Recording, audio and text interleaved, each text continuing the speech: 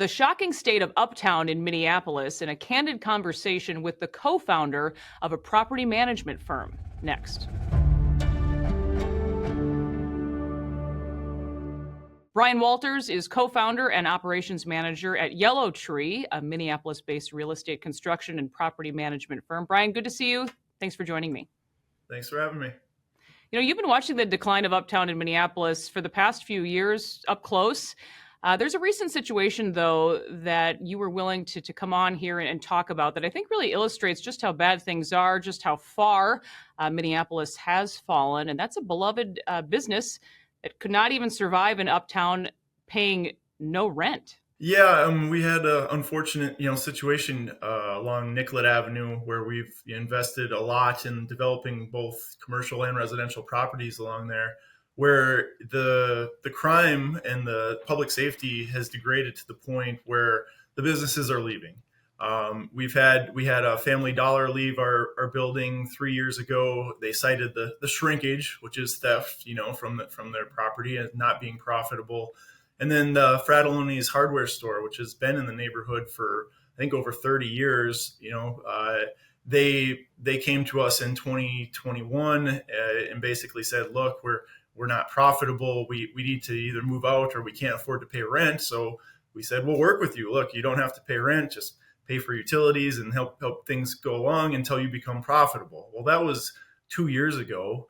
The safety situation has not improved in the area. We still have constant drug dealing along Nicollet Avenue and 18th there, which brings along with it the crime. The homeless population has also been an issue with, harassing customers on the street and people feeling comfortable coming to the neighborhood. And so, again, we offered for the past 2 years, we've basically given them rent free. And then they came to us in the last month and said, we can't make it work even without paying rent. We need to close the store. So they just recently closed their doors again after 30 years in business. So the vacancies are really quite shocking. I think anybody can see it for themselves if you drive around that area. It looks nothing like it did pre 2020. What does it look like for you, though, numbers wise, where residential housing is really your company's focus? Yeah, our bread and butter is the residential side in Uptown. We have several properties we've developed over the years. Our vacancy rates are over 10% for most of the residential apartment buildings that we manage this year. And the problem is that that's 10%, but that's on top of 1 to 2 months of free rent, that a concession that you have to give to be able to compete in the market as well, because the demand is so low. We just don't have enough people coming to the area looking for apartments. So everyone's giving concessions. So there's 12 to 18% rent loss right there just on the concession, on top of a 10% plus vacancy. It does not make the buildings profitable. It makes it very difficult to operate. For some context, just to remind people, there's this homeless shelter, medical respite clinic nearby that was approved by the Minneapolis City Council. The business community, I know, was vocal opposing this plan this summer.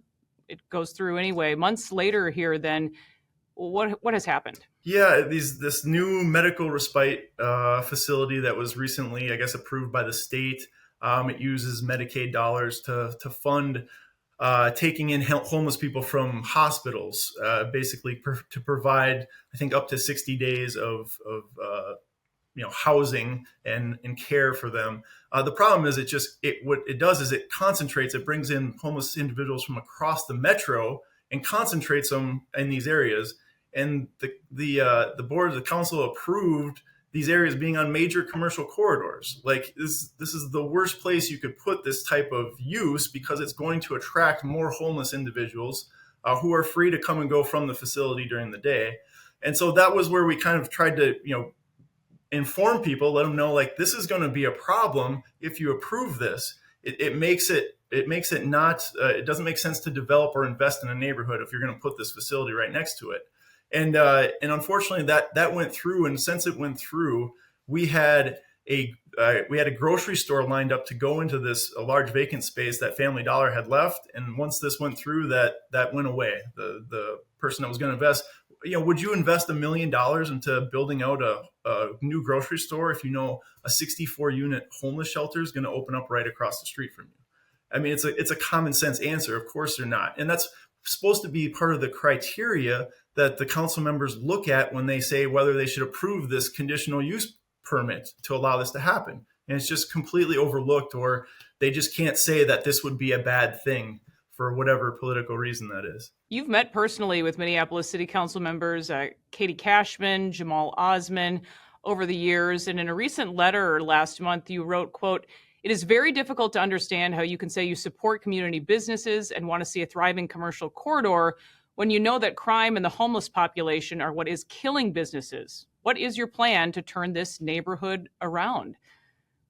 Have you been able to get a response, Bryan? Yeah, I didn't receive a response from Councilmember Cashman. Osman did reach out and kind of gave us the same sentiment that he's given us the past 3 years. He acknowledges there's a issue with the safety situation and says he'll continue to work with the MPD to try and get increased patrols and more eyes on the street. But again, that's been the response for the last 3 years. What is actually being done? They know they don't have the police force to do what needs to be done over there. So why aren't you voting to improve the MPD budget versus cut it and move funding to other programs?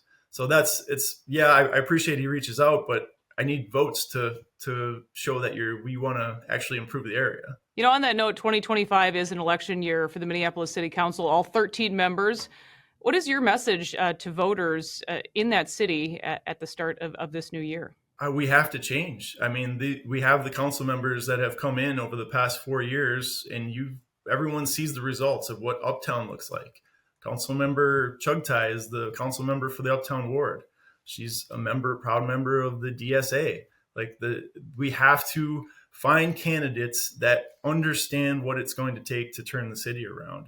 And unfortunately, the DSA is a well-organized machine. They are getting their candidates into the Democratic caucuses and getting their candidates with the Democratic nomination. So once they have that backing from they're the candidates that typically win. So people have to come out and vote for the common sense candidates that are running. It's so hard to sit back and see that you're in the majority.